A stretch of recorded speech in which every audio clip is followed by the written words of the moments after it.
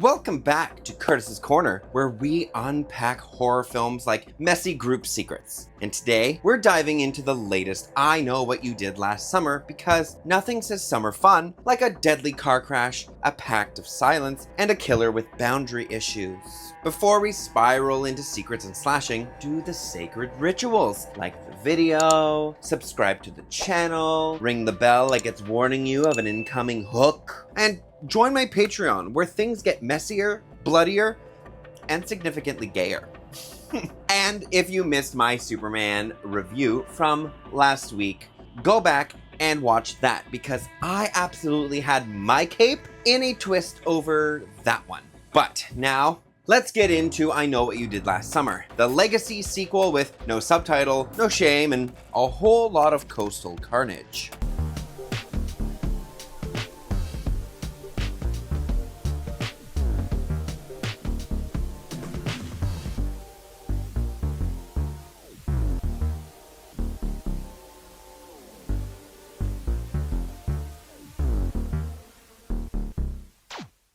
Now, to give you a summary of what this film is actually about, 5 friends cause a deadly car crash and make the brilliant group decision to cover it up instead of dealing with, consequences. A year later, mysterious messages start showing up, bodies start dropping, and someone out there clearly didn't sign the NDA. With a killer on their trail and guilt creeping in, they turn to 2 legendary survivors from the original Southport massacre, because apparently history does repeat itself, but this time it's got a sharper hook. So first off, swapping out the tired 4th of July party for a coastal engagement party, that is the kind of upgrade this franchise needed. Danica and Teddy are the summer it couple, and instead of fireworks and beer coolers, we've got catered vibes, sea breeze secrets, and just enough polished chaos to say, "Congratulations, you're doomed."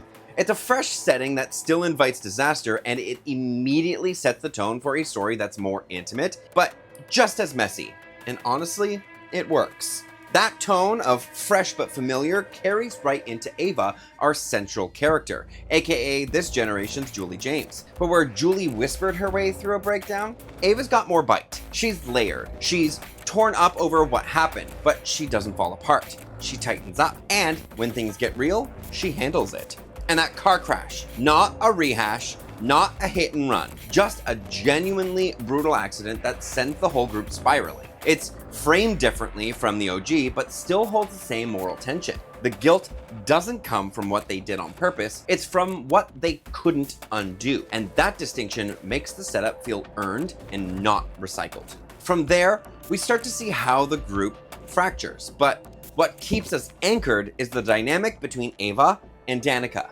Their friendship actually feels lived in. They bicker, they protect each other, and they have some soft, real moments that scream, "We've known each other since 7th grade gym class." It's rare in horror to see a female friendship written this earnestly without it being toxic or shallow. And just when things start to slide into formula territory, Boom. Julie James shows up, and her entrance, smooth as silk. It doesn't feel forced or fan servicey. It feels like a natural escalation of a story. Like the trauma baton is being passed from one generation to the next. And Ava grabs it with both hands.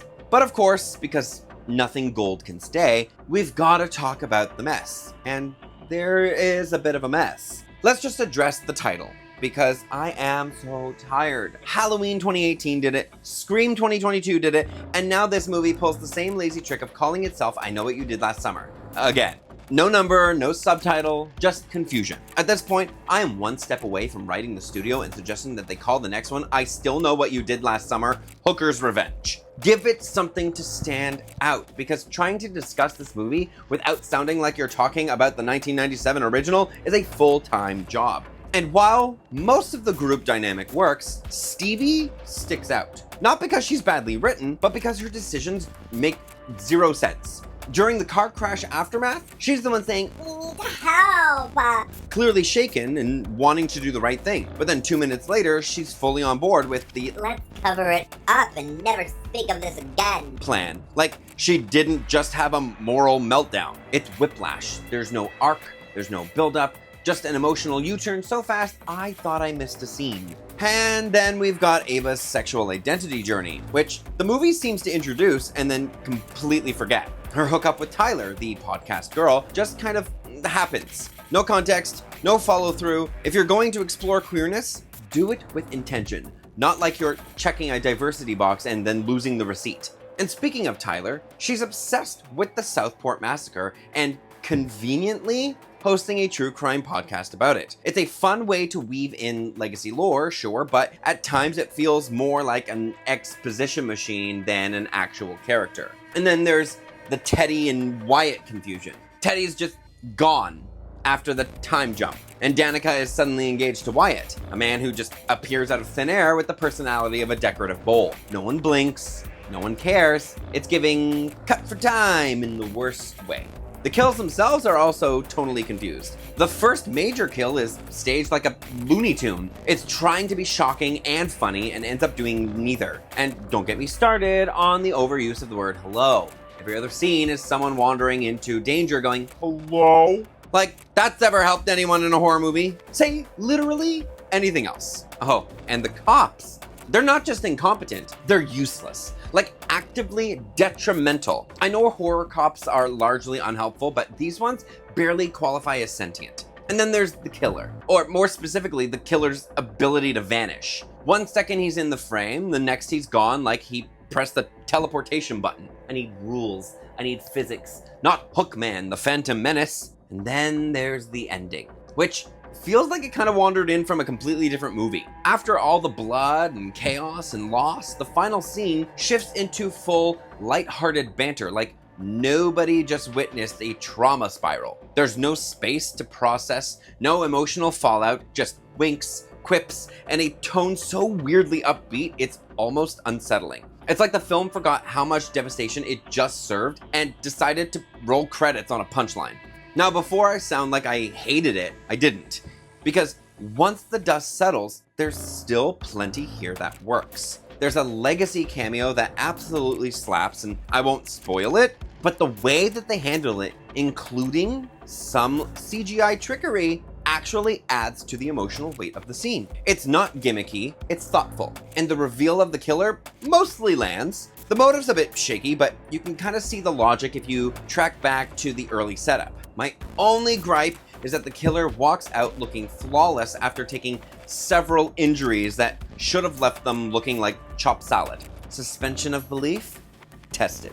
But what really wins me over is the final moment, the post-credit scene. It hints at a sequel, and for once, I'm into it. If they clean up the structure, give the characters more breathing room, and actually commit to the queer themes they tease, I'd be fully seated for I Know What You'll Do Next Summer. So, overall, I'm giving I Know What You Did Last Summer, 2025, a solid B. It's stylish, surprisingly heartfelt, and honors the legacy without totally drowning in it. The script stumbles, the tone wobbles, and the ending's a little unhinged. But there's enough fun, tension, and blood-slicked potential to keep me interested in where it's going next.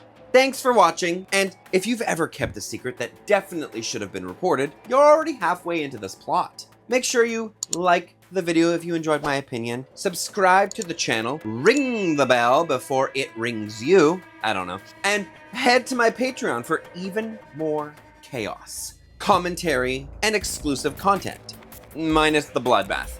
Also, again, don't forget, my Superman review is live now, and trust me, there is plenty to unpack, including that suit and my sanity. Until next time, drive safe, trust no one, and if you get a mysterious note, just pretend you didn't. Bye!